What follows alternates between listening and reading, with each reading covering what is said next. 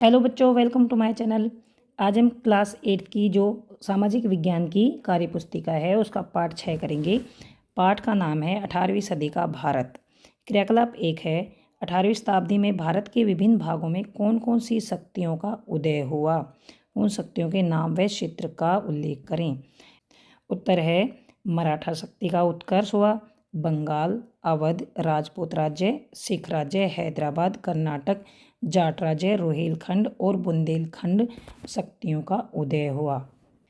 प्रश्न 2 है मराठा शक्ति के उदय में साहू ने किस प्रकार भूमिका निभाई। साहू के जेल से मुक्त होने के बाद ताराबाई ने साहू से समझौते को इनकार कर दिया। मराठे 2 भागों में बट गए।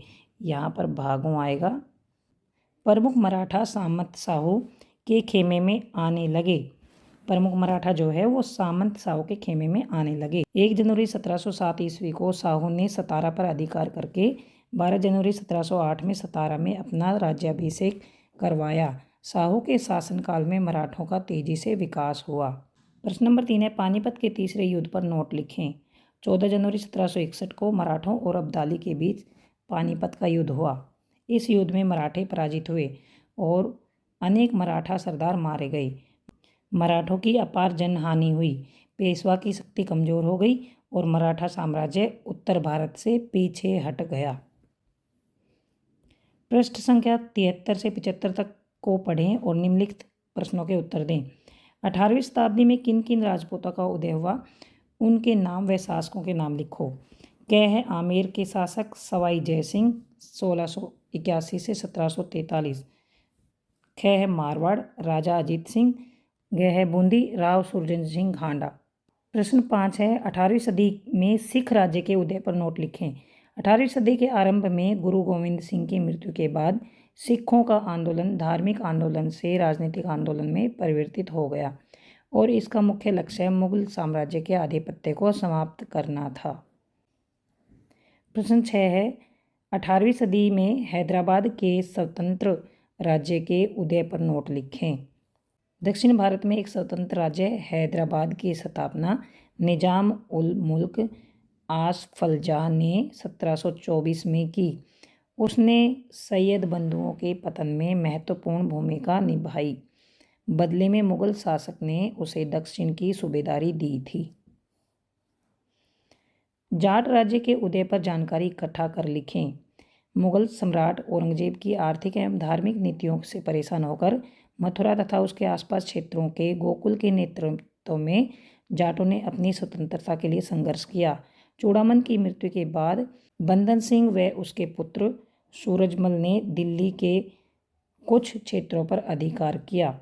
यहाँ पर यह है दिल्ली के कुछ क्षेत्रों पर अधिकार किया। प्रश्न 8 है 18वीं सदी में उदय हुए निम्नलिखित राज्यों पर 3-3 पंक्तियां लिखो। क्या है बंगाल। 1717 ईस्वी में मुर्शिद कुली खां की बंगाल के मुगल सूबेदार के रूप में नियुक्ति की गई। उन्होंने मुगल साम्राज्य की पतनावस्था से लाभ उठाकर स्वतंत्र शासक के रूप में कार्य प्रारंभ किया। दूसरा है अवध। अवध के स्वतंत्र राज्य की स्थापना सादत खां उल मुल्क ने की थी। उसकी नियुक्ति 1722 ईस्वी में अवध के मुगल सूबेदार के रूप में हुई थी। उसके बाद है कर्नाटक। मुगल साम्राज्य की कमजोरी का लाभ उठाकर कर्नाटक के नायब सूबेदार सादत उल्ला खां ने भी स्वतंत्र करना शुरू कर दिया। यहाँ पर आएगा व्यवहार, स्वतंत्र व्यवहार। मुगल साम्राज्य की कमजोरी का लाभ उठाकर कर्नाटक के नायब सूबेदार सादत उल्ला खां ने भी स्वतंत्र व्यवहार करना शुरू कर दिया। सादत उल्ला खां के बाद मित्र अली खां यहाँ का नवाब बना। प्रश्न 9 है 18वीं शताब्दी में भारतीय समाज और अर्थव्यवस्था के मुख्य बिंदु लिखें और चर्चा करें। 18वीं सदी में भारतीय समाज विविधताओं से भरा हुआ था।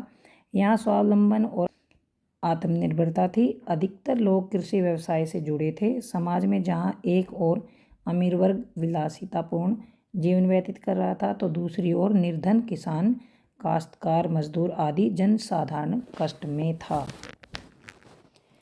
क्रियाकलाप 2 है मिलान करो। मराठा ताराबाई, बंगाल मुर्शिद कुली खां, सिख बंदा सिंह बहादुर, जयपुर सवाई जयसिंह, जाट राज्य सूरजमल और बुंदेलखंड छत्रसाला। 2 है यदि तुम 18वीं सदी में भारत के एक राज्य के शासक होते तो तुम किस प्रकार भारत को संगठित करते। यदि मैं 18वीं सदी में भारत का शासक होता तो सभी वर्गों किसान, काश्तकार, मजदूर के कष्टों को समझता और उन्हें दूर करने का प्रयास करता। प्रश्न 3 है, 18वीं सदी में भारत में किस प्रकार की राजनीतिक अराजकता थी। आपसी संघर्ष और विदेशी आक्रमणों ने भारत की राजनीतिक व आर्थिक स्थिति को पूरी तरह से डामाडोल कर दिया था। इसके अतिरिक्त संपूर्ण भारत छोटे छोटे स्वतंत्र तथा अर्ध स्वतंत्र राज्यों में विभाजित हो गया। 18वीं सदी में भारत की आर्थिक स्थिति कैसी थी।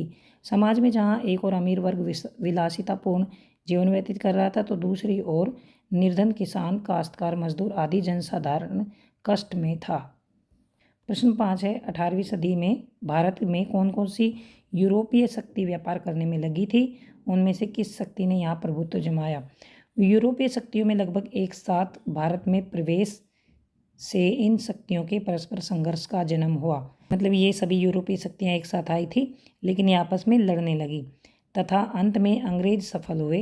व्यापार के लिए भारत में कई कंपनियां आई जैसे पुर्तगाली, डच, अंग्रेज, फ्रांसीसी और डेनिश आदि।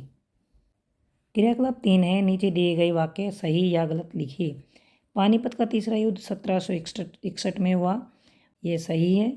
पेशवा मराठा राज्य के प्रधानमंत्री होते थे, सही। बुंदेलखंड में छत्रसाल ने अपने स्वतंत्र राज्य की नींव रखी, सही।